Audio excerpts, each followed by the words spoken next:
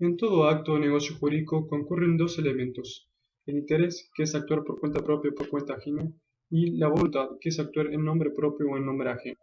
De la unión de estos elementos surge la teoría de la representación. Se pueden dar cuatro casos: en nombre ajeno y cuenta ajena, que es la representación propiamente dicha; en nombre ajeno y cuenta propia, que es, por ejemplo, la ejecución de un documento prendado por el acreedor prendario; en nombre propio y cuenta ajena, que es el caso de los comisionistas; y en nombre propio y cuenta propia. La representación surge cuando una persona, representante, actúa o realiza negocios jurídicos en nombre de otro, representado, de manera que el negocio se considera celebrado directamente por este último con el tercero. Los derechos y obligaciones emergentes de ese negocio recaen sobre el representado y sobre el tercero, no sobre el representante. Cuando se actúa en nombre ajeno, se está obligado a hacerle conocer al tercero que la obligación es de otro. La representación puede ser impropia o propia. En impropia, el sujeto no expresa que está actuando en nombre y cuenta de otro. No hay representación propiamente dicha. En la propia, el sujeto pone en conocimiento del tercero que su manifestación de voluntad es en nombre de su representado. Por otro lado, la representación puede ser legal o voluntaria. La representación legal o necesaria está impuesta en la ley para las personas físicas incapaces o imposibilitadas de actuar o para las personas jurídicas. En la representación voluntaria o convencional, el representado le confiere al representante el poder para emitir declaraciones de voluntad en su nombre. Las fuentes de la representación son los negocios constitutivos, en donde el representado confiere al representante el poder para emitir declaraciones de voluntad en su nombre, y los negocios representativos, donde el representante celebra contratos como tal. Las condiciones necesarias para que esta representación son: facultad de representar, que se origina en la ley o se adquiere mediante el negocio constitutivo de la representación, que se denomina procura; contemplatorio domini, que es la obligación del representante de dar a conocer a los terceros que ese negocio lo está haciendo en nombre de otra persona. Debe hacerlo antes del negocio o simultáneamente con él. Y la actuación dentro de los límites del poder conferido. El representante debe actuar dentro de la esfera de facultades que le dio el representado. Fuera de esos límites no obliga al representado. La representación puede extinguirse por causas objetivas o subjetivas. Las causas objetivas son: extinción del plazo por el que se confirió la autorización, cumplimiento del negocio para el cual fue conferida la representación, cumplimiento de la condición resolutoria a la que pudiera haberse sometido la representación, o la desaparición de los elementos sobre los que se funda la representación. Las causas subjetivas son: revocación del poder, renuncia del representante, muerte, incapacidad o quiebra del representante o representado. El artículo 1869 del Código Civil dice que el mandato como contrato tiene lugar cuando una parte da a otra el poder que ésta acepta para representarla, al efecto de ejecutar en su nombre y de su cuenta un acto jurídico o una serie de actos de esta naturaleza. El mandato puede o no tener representación. Con representación es el mandato propiamente dicho. El mandatario actúa en nombre y por cuenta del mandante. Sin representación es la comisión o consignación. El mandatario actúa en nombre propio y por cuenta del mandante. El artículo 221 del Código de Comercio dice que el mandato comercial, en general, es el contrato por el cual una persona se obliga a administrar uno o más negocios lícitos de comercio que otro le encomienda. El mandato comercial no se presume gratuito. Puede conferirse en forma expresa, tácita, general o especial. El mandato comercial puede ser con representación o sin representación, mientras que el mandato civil siempre es con representación. El objeto del mandato comercial son actos de comercio, mientras que el objeto del mandato civil son actos civiles. El mandato comercial se presume oneroso, mientras que el mandato civil puede ser gratuito u oneroso. Las causas de cesación del mandato son: cumplimiento del negocio, vencimiento del plazo, revocación del mandante, renuncia del mandatario, fallecimiento, quiebra o incapacidad del mandatario. Las obligaciones del mandatario son: cumplir con el mandato tal cual le fue conferido. Si el mandante dio instrucciones, el mandatario debe cumplirlas, y si no dio instrucciones, el mandatario debe actuar prudentemente. Utiliza todos los fondos según las instrucciones del mandante. Si no lo hace, responderá por los daños y perjuicios. Indemnizar al mandante por si la renuncia lo perjudica. Poner en conocimiento del mandante cualquier hecho que modifique el mandato conferido y que pueda revocarlo. Entregar el dinero y rendir cuentas. Las obligaciones del mandante son anticipar los fondos para que el mandatario pueda cumplir con sus tareas, y si no los anticipa deberá reembolsarlos al final. Indemnizar al mandante por los daños y perjuicios que pudiera sufrir y pagar la remuneración acordada por los servicios prestados.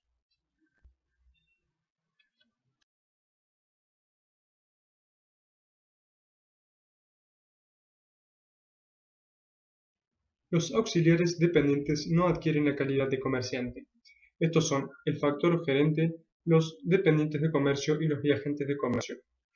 Se llama factor a la persona a quien un comerciante encarga la administración de sus negocios o la de un establecimiento particular. Nadie puede ser factor si no tiene la capacidad legal para ejercer el comercio. Todos los actos realizados por el factor inherentes a la administración del establecimiento son realizados en nombre del principal, siempre y cuando actúe dentro de los límites del poder conferido. El factor es un empleado del principal, y por lo tanto hay un contrato de trabajo, pero además hay una relación institutoria, es decir, aquella por la cual el principal otorga a este empleado la facultad y la autorización para realizar todos aquellos actos inherentes a la administración del establecimiento. Este contrato indica un mandato representativo, el cual debe ser inscrito en el Registro Público de Comercio, y la inscripción no tiene efecto retroactivo. Una vez inscrito en el registro público, ningún tercero puede alegar ignorancia con respecto a la representación del factor. Si el poder no se inscribe en el registro público, tiene los siguientes efectos. Con respecto al principal, no podrá exigir la rendición de cuentas al factor. Con respecto al factor, siempre tiene derecho a recibir una retribución. Y con respecto a los terceros, la inscripción carece de eficacia, es decir, que podrá accionar contra el factor o contra el principal. El mandato es general, es decir, el contrato tiene un contenido natural, que son los poderes y las facultades necesarias para dirigir el establecimiento. Cualquier tipo de limitación a estas facultades generales debe incluirse necesariamente en el poder o procura. El mandato también es permanente. La representación dura mientras no sea revocado el poder, aun ante la muerte o incapacidad del principal. El factor tiene derecho a cobrar una retribución y tiene las siguientes obligaciones: responder por daños en caso de dolo o culpa, actuar con lealtad y fidelidad, llevar los libros de contabilidad del comerciante, aclarar cuando firma que actúa en nombre de su principal, no puede entrar en competencia con el principal, no puede actuar más allá de los límites del poder conferido, debe continuar con su función aun ante la muerte o incapacidad del principal, y no puede delegar a otras personas salvo autorización escrita del principal. La relación institutoria se extingue por las siguientes causas: revocación del mandato, despido del factor, venta del establecimiento, renuncia o muerte del factor, transferencia del establecimiento, incapacidad del factor, quiebra de cualquiera de las dos partes. Los dependientes de comercio son los empleados del comercio. Están relacionados con el principal por una relación de subordinación jurídica, con una representación limitada, que principalmente prestan tareas enmarcadas por su patrón. No tienen un mandato ni permanente ni general. En cuanto a la capacidad, se rige por el régimen laboral, es decir, mayores de 18 años pueden trabajar. Sus facultades o caracteres son: no pueden contratar ni obligarse con su principal, no pueden firmar, endosar ni girar documentos por su principal, realizan actividades según sus tareas, pueden realizar actos por su principal siempre y cuando media autorización expresa para ello, para operaciones especiales y la cual debe inscribirse. Están facultados para cobrar y están facultados para recibir mercaderías por sus principales, y pueden llevar los libros del principal, pero esto no libera al principal de sus obligaciones. En cuanto a los viajantes de comercio, la relación que mantienen los mismos con sus principales está caracterizada por ser una relación de empleo, en la cual se agrega un mandato sobre el modo de actuar y una representación limitada, ya que su tarea consiste en levantar en una determinada zona los pedidos que llevará a su principal. Esta actuación se hace en nombre de este último. El riesgo de operación está a cargo del principal y el viajante tiene derecho a cobrar una retribución.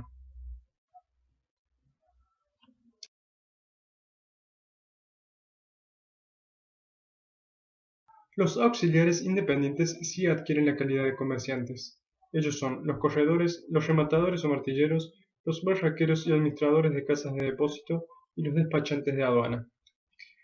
Se llama corredor a la persona física que intermedia profesionalmente entre la oferta y la demanda de bienes muebles e inmuebles para facilitar o promover la conclusión de contratos. Es neutral en su actuación. Toda operación de corretaje sobre bienes muebles o inmuebles es una actividad de comercio. Esto hace que el ejercicio del corredor sea una profesión habitual, y al hacerlo en su nombre, éste se constituya como comerciante. Los requisitos para ser corredor son: ser mayor de edad, no estar inhabilitado, tener título universitario, inscribirse en un colegio para que se le otorgue la materia, inscribirse en el registro público de comercio, tener residencia no menor a 1 año en el lugar donde vaya a ejercer su profesión, y constituir una garantía real o personal. Las obligaciones del corredor son: llevar un libro de registro rubricado por el Registro Público de Comercio con los asientos de sus operaciones, comprobar la identidad de las personas, comprobar la existencia de los instrumentos, guardar secretas operaciones en las que interviene, proponer los negocios con exactitud, precisión y claridad, asistir a la entrega de las mercaderías, identificar mercaderías cuando la negociación se realiza sobre muestras, entregar a las partes una lista firmada con la identificación de los papeles y en los contratos por escrito estar presente en la firma del mismo y guardar una copia del mismo. Los derechos del corredor son: cobrar una remuneración por los negocios en los que intervenga, aun cuando la operación no se realice por culpa de una de las partes contratantes, y el reintegro de los gastos convenidos, salvo pacto en contrario. Además, el corredor tiene las siguientes facultades: poner en relación a 2 o más partes para la conclusión de negocios, sin estar ligado a ninguna de ellas; informar sobre el valor de mercado de los bienes; recabar de las oficinas públicas, bancos, entidades públicas, oficiales y particulares los informes necesarios para el cumplimiento de sus deberes, y prestar fianza por una de las partes. En cuanto a los rematadores o martilleros, el remate es una venta de uno o más bienes en la cual asisten varios compradores a la vez, en un mismo lugar, día y horario, que pretenden adquirir esos bienes que previamente han sido dados a conocer mediante publicaciones. Cuando se rematan lotes, se deben mostrar los planos autorizados de los mismos, con dimensiones y accesos. Si el dueño está presente en el remate o el rematador lo invoca, es un mandato, actúa por nombre y cuenta ajena. Si el dueño no está presente o el rematador no lo invoca, es una comisión, actúa en nombre propio y cuenta ajena. Hay distintos tipos de remates: particular o privado, en donde una persona física o jurídica encarga al rematador la venta pública de cosas que desea enajenar; judicial, cuando la venta pública se realiza por la orden de un juez; oficial o administrativa, cuando la venta es dispuesta por una entidad pública administrativa. La actividad del rematador es comercial, independientemente del carácter civil o comercial que tenga el contrato que se celebre. Los requisitos para ser rematador son los mismos que para ser corredor. Las obligaciones del rematador son: llevar un libro diario de entradas donde asentará los bienes que recibe para su venta, el valor que se pacta como base y las condiciones de adquisición; llevar un libro diario de salidas, en donde asentará día por día las ventas, los compradores, el precio y las condiciones de pago; llevar un libro de cuentas y gestión que documente las realizadas entre el martillero y cada uno de sus comitentes; efectuar la publicidad previa de los bienes a rematar; informar sobre el valor de los bienes cuyo remate la ley autoriza; realizar el remate en la fecha, lugar y día señalados, aceptar la postura solo cuando se realice a viva voz, y efectuar la rendición de cuentas documentada. Los derechos de los rematadores o martilleros son cobrar una comisión, percibir del vendedor el reintegro de los gastos del remate y constituir sociedades cuando el objeto sea exclusivamente el de realizar remates. La comisión la paga el comprador, es un porcentaje del valor de bien y ya está indicada en la publicidad. Si no hay sujetos apostadores, se pacta previamente cómo se resuelve la venta, pero el martillero cobra por parte del vendedor. Si la venta no se logra por un error o nulidad propia del martillero, no tendrá derecho a cobrar. Además, el martillero tiene las siguientes facultades: efectuar venta por remate público de cualquier clase de bienes, pedir informes a las oficinas públicas y privadas y solicitar a las autoridades competentes las medidas necesarias para el correcto desempeño del remate. Tienen prohibido realizar las siguientes cosas: aceptar ofertas bajo sobre y mencionar su admisión en la publicidad, salvo que la ley lo autoricen; comprar para sí los bienes que se rematan; comprar por cuenta de un tercero; utilizar en cualquier forma las palabras judicial o oficial cuando el remate no reviste ese carácter, o suspender los remates existiendo posturas. En cuanto a los barraqueros y administradores de casa de depósito, hay que decir que barraca es el almacén donde se depositan las materias primas de productores, con el objeto de que las personas lo publiciten sin tener que transportarlas. Casas de depósito son las empresas que se dedican a recibir en depósito cosas que tienen bajo su guarda. Tanto el barraquero como el administrador de casa de depósito debe inscribirse en el registro público de comercio. Son sus derechos: exigir la retribución estipulada o la que fuere de su uso, pudiendo negarse la entrega de los efectos si no se le paga; retener los efectos por quiebra del propietario, como retribución a los salarios y gastos hechos en su conservación. Las obligaciones de ellos son: llevar un libro sin dejar blancos, hacer interlineaciones, raspaduras ni enmiendas, asentar en forma cronológica todos los efectos que recibiere y sus características, anotando convenientemente su salida, dar los recibos correspondientes, conservar en buena guarda los efectos que recibiere y cuidar de que no se deterioren, y mostrar a los compradores por orden de los dueños los artículos depositados. Además, tiene las siguientes responsabilidades: la pronta y fiel entrega a los interesados de los efectos que hubiesen recibido; responder por los hurtos, salvo fuerza mayor; responder por las malversaciones u omisiones de sus dependientes; y si hubiere lugar a alguna reclamación en su contra, solo tendrá derecho a exigir el depósito de la retribución o salario. Los despachantes de aduana son las personas de existencia visible que realizan, en nombre de otro y ante el servicio aduanero, trámites y diligencias relacionadas con la importación, exportación y otras operaciones aduaneras. Las obligaciones de los despachantes son: llevar un libro rubricado por la aduana donde ejerciere su actividad, donde consta el detalle de sus operaciones, y acreditar ante el servicio aduanero la representación que invocare, pudiendo ésta ser un poder general para gestionar despachos, un poder especial para gestionar el despacho de la mercadería de la que se trate, o un endoso en procuración que autorice a disponer jurídicamente de la mercadería. Los requisitos para ser despachante de aduana son: ser mayor de edad, tener capacidad para ejercer el comercio, estar inscrito en el registro público de comercio, estar inscrito en el registro de despachantes de aduana, acreditar estudios secundarios completos y conocimientos específicos en materia aduanera, acreditar domicilio real, constituir domicilio especial en el radio urbano de la aduana en la que fuera a ejercer su profesión, y acreditar solvencia necesaria para otorgar una garantía a favor de la Administración Nacional de Aduanas. Los despachantes de aduana que gestionaren ante las aduanas el despacho y la destinación de mercaderías sin acreditar su condición de representante serán considerados como importadores o exportadores y quedarán sujetos a los requisitos y obligaciones determinadas para ellos.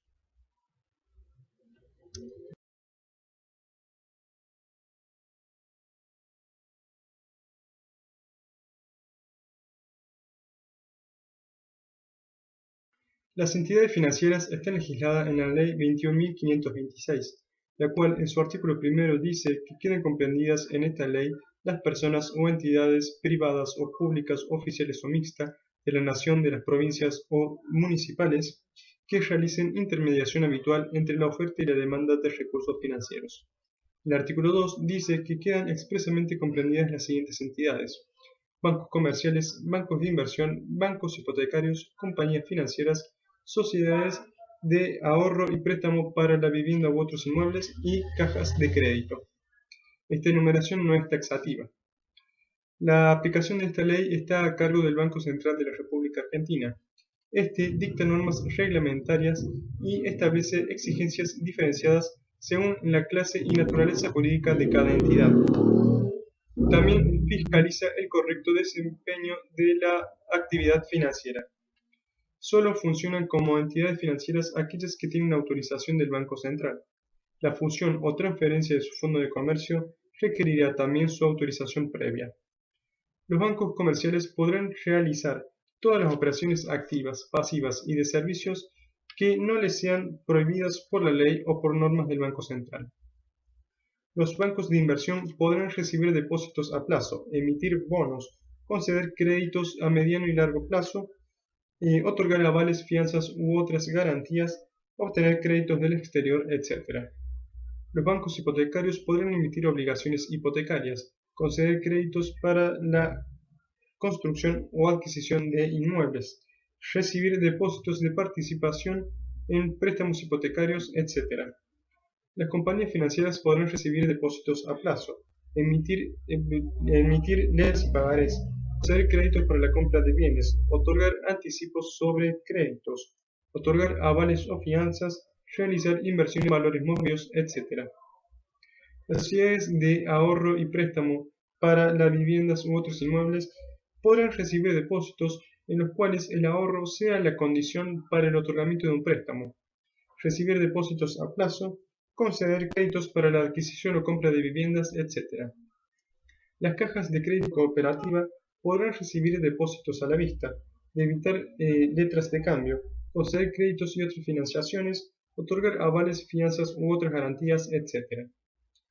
Las entidades financieras tienen prohibida la realización de las siguientes operaciones: explotar por cuenta propia empresas comerciales, industriales, agropecuarias o de cualquier otra clase, salvo autorización expresa del Banco Central; constituir gravámenes sobre sus bienes sin autorización del Banco Central; aceptar en garantía sus propias acciones; operar con sus directivos y administradores en condiciones más favorables que las acordadas de ordinario a su clientela; emitir giros o efectuar transferencias de plaza a plaza, con excepción de los bancos comerciales. Las entidades podrán ser titulares de las acciones de otras entidades financieras, cualquiera sea su clase, siempre que medie autorización del Banco Central, y de acciones y obligaciones de empresas de servicios públicos, en la medida en que sean necesarias para obtener su prestación.